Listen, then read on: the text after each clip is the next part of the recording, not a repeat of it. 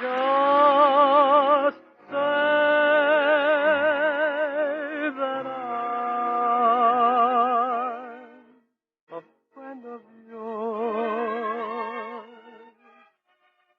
and I'm sure that they won't get wise.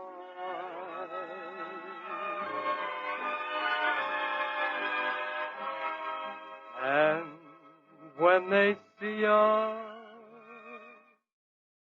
together,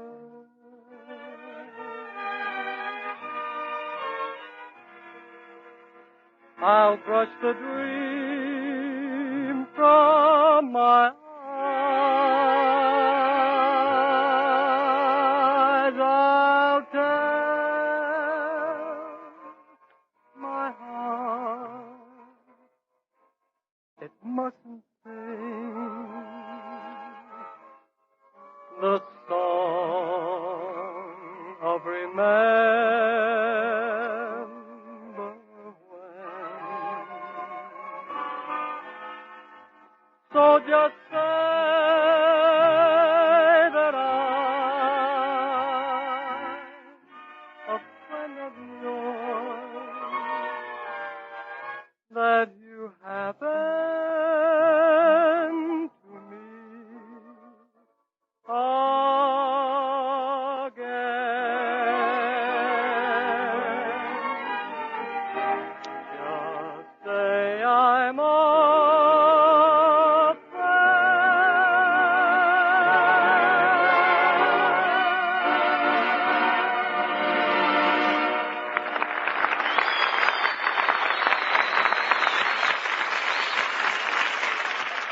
There you are, Costello. I've been looking all over for you all week. I telephoned your house Tuesday night, and somebody answered and said you were taking a bath. You know I'm lost already? Right at the beginning. Somebody. Look, never mind. This is no kidding. Somebody deliberately told me that you were taking a bath. Somebody said that I was taking a bath? I called up Tuesday night. Tuesday night? Yes. Brother, did you have the wrong number? Well, look, my wife said she saw you in a tattoo parlor on Main Street this morning. What were you doing in a tattoo parlor? Well, I got lonesome from my girlfriend, Tessie Tinfoil. Yes? You know, the one that's in the Army? Yeah. So I had her picture tattooed on my back. You had Tessie's picture tattooed on your back? Oh, yeah. Sure. And I had me tattooed on my chest. Look. See it? Wait a minute, Costello. I don't see you on your chest. Am I back there with Tessie again? Talk sense, Costello. I understand that Tessie is going to get out of the Army next week. Oh, that's right, Abbott. And she's going back to her old job posing for a designer. He uses Tessie's knees for models. He uses Tessie's knees for models. What does he design? Doorknobs. Doorknobs. Wait a minute. Costello. Costello, just a minute. Turn around. Let me see that picture of Tessie on your back. Go ahead. Turn around. Aha! I thought so. She's knock-kneed. Tessie is not knock-kneed. Well, her knees are touching. She just stands that way because she hasn't got any garters. Look, Costello, if you're so crazy about Tessie, why don't you marry her? Well, I don't believe in marriage, Abbott. Marriage is like soup. Marriage is like soup? Sure. By the time you get through spooning, it cools off.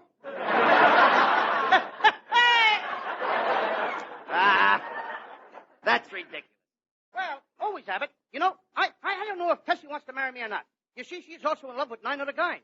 Tessie is in love with you and 9 other guys? Yeah. You should have been there the day Tessie left for the Army. What do you mean? It was beautiful. The 10 of us chipped in and bought her an engagement ring. Wait a minute. I understand you had a little spat with Tessie before she left. Well, what was it about? She got mad at me because I stole a kiss. Oh, now that's silly. Why should Tessie get mad because you stole a kiss? I stole it from her sister. And you know something? That's the first girl I kissed since last Christmas. Oh, Costello, you mean that from last Christmas till now you kissed just one girl? How do you come for that? Oh, I guess I'm just a wolf. I can't control myself. I can see that. I'm a cat. I'm lower than a cat. I'm an old Studebaker. With no fog lights. All right.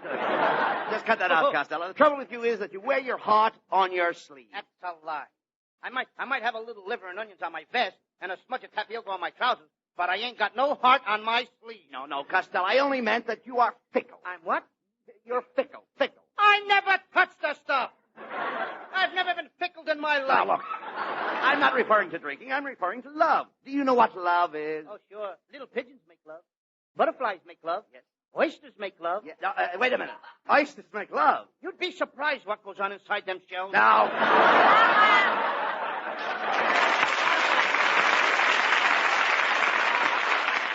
Costello, you don't appreciate romance. You know, you don't, really, Lou. You don't appreciate romance at all. Oh, when I was courting my wife, there was a big grandfather's clock in the living room. We used to sit and listen to it, and it said, "Take your time, take your time, take your time." Yeah, but things are different now, Abbott. Today, when a fellow sits in the parlor with his girl, there's an alarm clock on the mantel that says, "Get together, get together, get together, get together, get together." Ah, I'll never forget that old grandfather's clock. It's a great memory, though, Lou. That old grandfather's clock. The day we were married, it stopped. Stop. Yep. Your wife must have looked at it. I guess. Wait a minute. Are you insinuating that my wife's face would stop a clock? Well, it ain't running, is it? Look, forget about the clock, Costello. What happened to your romance with that tall, red-headed girl? Oh, you mean lean against her? Yes. Whoa, Abbott.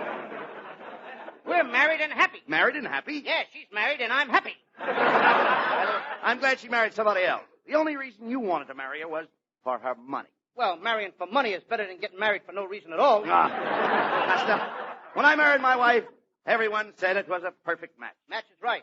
She struck you and you went out like a light. Well, at least I'm not henpecked. Henpecked? Before you were married, you used to snore in your sleep. Now you cackle. No. No, that's not true. Before I was married, everything was lovely. I'd sneak into the parlor, and I'd catch her in my arms. Now you sneak into the bedroom and catch her in your pocket. Oh, forget about my marriage, Costello. I'd like to get you straightened out. Now, Tessie Tinfoil is not the girl. Tessie is too blasé. Too what? Blasé. Tessie's too blasé. She's got more than two blasés. Tessie's got a red blasé and a green blasé. And she's got a yellow blasé. She wears them with her checkered skirtay under the cote of her soutay. No. There's too many No. I don't understand you, dummy. When I say she's blasé, I mean Tessie's sophisticated. Sophisticated? That's right. How do you like that? And she promised to me that she'd stay on the wagon. Listen, you imbecile, please. When I say a girl's blasé, I'm not referring to her clothes. Anyone who is blasé is sophisticated, and sophisticated has nothing to do with being inebriated. It merely means that a person has reached a degree of sophistication, where he or she becomes blasé. Oh, when you say a girl's blasé, you're not referring to her clothes. No. And anyone who is blasé is sophisticated. And sophisticated has nothing to do with being inebriated. It merely means that a person has reached a degree of sophistication where he or she becomes blasé. Now you've got it. Now I don't even know what I'm talking about. Get him out of here. Say, Costello, hey, wouldn't this be a dandy day to go to the beach? Oh, yes. If we had a telephone call, we could call up some girls. If we had a nickel. And if we knew any girls. There you go again, girls. Can't you think of anything better than girls? There's something better. Oh, look, Costello. Hey, there's Connie Haynes. Why don't you ask her if she'd like to go to the beach? Okay. Oh, Connie. Hey, Connie, how would you like to go to the beach with me, huh? Well, Mr. Costello, honey, I don't know if I should. I suppose you all want to teach me how to swim? Oh, nothing like that. Well, you all won't try to hold my hand? Oh, you know me better than that, Connie. And you won't hug me or kiss me? Oh, gee, Willikers, no. I mean, after all, I promise I won't. Then what are we going for? Then what are we going for? We're going for something. Well, goodbye, Mr. Costello, honey. All right, honey. Well, Costello, That kid murders me. Now, wait a minute. You certainly got turned down fast by Connie. Well, maybe she saw because I broke a date with her Saturday night. I was supposed to meet her at 7 o'clock. What happened? I waited around till 11. She didn't come, so I just stood her up, that's all. I wish Connie would go to the beach with us because she's got the cutest bathing suit. What's it like?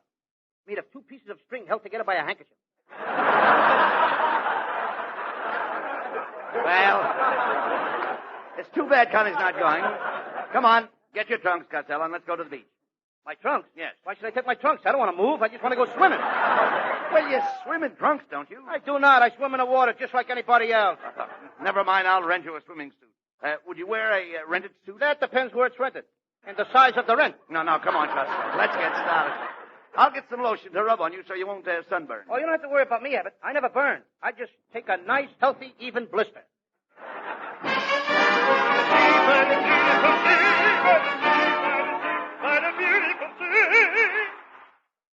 Well, come on, Costello. There's nobody around, so get into your suit. Isn't the beach beautiful? Just look at the birds flying over the water. Oh, I wrote a poem about them birds. I'll recite it. Go ahead. A wonderful bird is the seagull, which can fly quite as high as an eagle. They sit on the sand, and sometimes they stand, but you can't tell a he from a she-gull. Hey, Costello, here comes a cop. Hey, you guys, this is a private beach. You can't swim here. It's against the law. Well, why didn't you tell me before I got undressed? Well, there's no law against undressing. Look, let's go. Let's go over beyond those ropes, Costello. That's the public beach. Look at that beautiful redhead. I'm going to let her teach her to swim. Suppose she knows how to swim. Then I'll let her teach me. Hey, Abbott, give me my pail and shovel. Right here is the spot where I covered Ruby Pool Cue up with the sand last Sunday. Well, what do you want your shovel for now? Well, I figure it's about time to dig her up. Look, Costello. Hey, look at that fat lady in that rubber bathing suit. Oh, them rubber bathing suits. They're made for fat ladies. They They got a 5-way stretch. 5-way stretch? Yeah, up and down, back and forth, and a shelf to take care of the surplus. Hey, Costello. Look at the man over there feeding donuts to his horse. Can you imagine that? Hey, you mister, what's the idea of giving all them donuts to your horse? I just want to see how many he'll eat before he asks for a cup of coffee. Hey, what are you doing on the beach with that horse? Well, you see, I came down here to go swim. To go swim. To go swim. Swimming? No, fishing. Did you catch anything? No. You see, my wife was with me, and the fish took one look at her. When they saw how badly I was hooked, they wouldn't bite at all. All right. Never mind him, Costello. Why don't you go into the water? You've always bragged to me that you were such a great lifesaver. Now, come on. I am a great lifesaver, Abbott, and I'll prove it to you. I can save anybody. Anybody at all. Anybody want to be saved? Anybody at all would like to be saved? Save me! Are you a man or a woman? Woman! How old? 57! Anybody else want to be saved? Never mind. The lifeguard got her. Lucky for you. Now, look, Costello, when you go into the water, stay close to the life boy. Stay close to the what? The boy. Stay close to the boy. That's the safest thing. Stay close to the boy. That may be the safest thing, but if you want to have some fun, you got to stay close to the girl. Costello, girls have nothing to do with this kind of a boy. The kind of a boy I mean will keep you up. What do you know? What is the boy's name? No, the boy has no name. It's just a plain red and white boy. A red... I mean, this boy is anchored to a sandbar, and it has a bell. What is that bellboy doing in a bar? No, the boy is not in the bar. The boy is on the bar. He probably crawled up there to steal some pretzels. No. Listen, you imbecile. That boy is on the bar to keep people from going on the rocks. So he finally learned his lesson. Why didn't his mother keep him out of that bar? This boy hasn't got a mother. Hasn't got a mother? No. That did it. What do you mean? Abbott, you have gone too far. I didn't mind when you said that the girls will have nothing to do with this poor boy. And I was only mildly surprised when you told me that he was half red and half white. I said nothing when you pushed him up on top of that bar to steal pretzels when the bartender's back was turned. But when you tell me that that poor boy has no name and no mother, you have not only besmirched the sanctity of the American home, but you have cast aspersions on the good name of the Campfire Boys of Troop Number 35 USA, Patterson, New Jersey. Get him out of here. Of New York. Costello, what are you doing with that horseshoe? I'm going to throw it over my left shoulder and make a wish. I wish that Hedy Lamarr was the head of a giraffe and I was the body. Oh, now that sounds silly. That's ridiculous. Why should you wish that Hedy Lamarr was the head of a giraffe and you were the body? I always wanted a long neck with Hedy. Costello, you've got to get girls off your mind. Why don't you walk in the park at night and admire the stars? You mean like Betty Grable, Lana Turner, and Dorothy Lamour? No. I'm talking about heavenly bodies. Brother, we're both talking about the same thing. Hey, look. Someday you're going to get in trouble chasing girls, and you'd better keep away from that young divorcee that lives next door to you. You'll never get to first base with her. I did get to first base with her, Abbott. What happened? Her ex-husband was on second. Hey, dummy girls like her, a dime a dozen. Yeah? Dime a dozen? Yeah. Well, here's a nickel. Get me six. I think you've got women on the brain. Last night in your sleep you kept hollering for Ingrid Bergman. Well, Ingrid Bergman happens to be my favorite actress. Since I saw her in that bathing beauty picture. You saw Ingrid Bergman in a bathing beauty picture? What was it called? For Whom the Bath Towels. Costello, please. Do you dream of women every night? Not every night. No, that's better. Sometimes I take a nap in the afternoon. Come in. Oh, there you are, you fat, impudent little slob. That's me. Yes, you. Costello, last night I dreamt that I went out with you. You did? Yes, and I've never been so insulted in my life. Take that. Ooh. Now, the next time I dream about you, maybe you'll act like a gentleman. How do you like that? The next time she dreams she's got a date with me, I ain't even going to show up. Well, Costello, I'm convinced that your dreams are the cause of all your girl trouble. And we've got to find out what they mean. Gee, I wish we could. Really, I do. I'm glad you said that, Costello, because we have with us tonight the world's greatest authority on dreams. Good evening, gentlemen. I am the world's greatest dream analyst, Professor Melonhead. known professionally as Dreamboat Melonhead. Dreamboat Melonhead. Dreamboat. Looks like somebody plucked all the feathers out of your crow's nest. Here, young man, are you trying to infer that my head is bald? In fur. If you put your head in fur, it would look like an oversized mothball. Hey, Abbott, get a load of that slippery dome. I've seen ostriches sitting on better-looking things than that. No, Costello, please. And you get results. I know. Please. You shouldn't make cracks about the professor's head. If his head ever cracks, I'll make an omelet out of it. Look, gentlemen, we're wasting time. Professor Melonhead, Yeah? can you tell us what causes Costello to dream about girls? Of course, Abbott. Tell me, Costello, do you dream about girls all the time? No, only when I'm asleep. That's fine. Good. Now I'll have to have a little of your case history. Do any other members of your family have peculiar dreams? Yes, my Uncle Artie Seven. Last night he dreamed he was pulling the weeds out of his garden. He dreamed he was pulling weeds out of his garden. What happened? When he woke up, his wife was as bold as an eagle. All right, now let's get back to you, Costello. What type of girls do you dream of? Beautiful girl. Beautiful. Once I dreamed of beautiful, gorgeous blonde. And when I put my arms around her, something electric passed between us. A shot? No, she slipped her light bill into my pocket. Well, Professor Melonhead, have you found out what causes Costello's dreams? Well, Abbott, my superficial diagnosis tells me that Costello's dreams are caused by contraction of the nerves in his head, making his brain too tense. My brain is 2/10. Yep. 2/10 the size of a normal brain. Melonhead, for 2/10, I'd sock you right in the puss. All right. Now, Costello, I will attempt to remedy your condition by massaging your head. First, I will stuff cotton into your auditory canal. Then, I will pack your cranium in cracked ice, tighten your cerebrum, loosen your cerebellum, and then I will rub horse liniment into your medulla oblongata.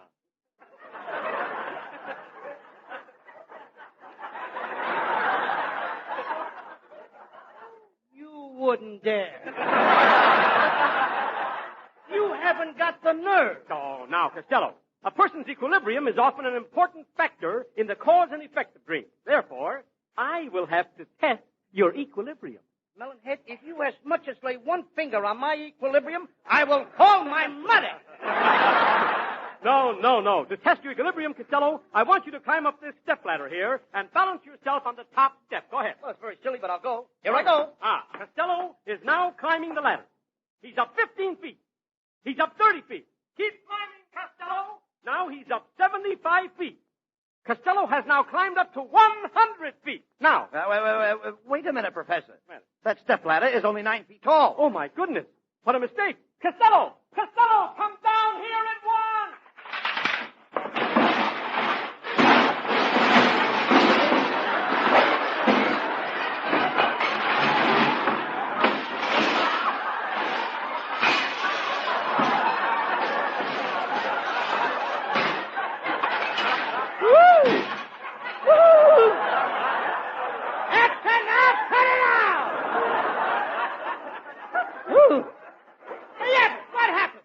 Costello, do you realize you climbed up 100 feet and that ladder is only 9 feet high? Now, he tells me. Oh, let me out of here. Let me at that melonhead, will you? Let me at melonhead.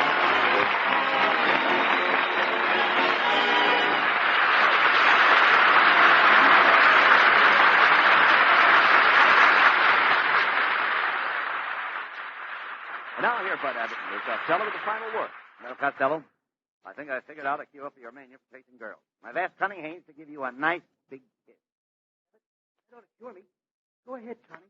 Well, pack it up,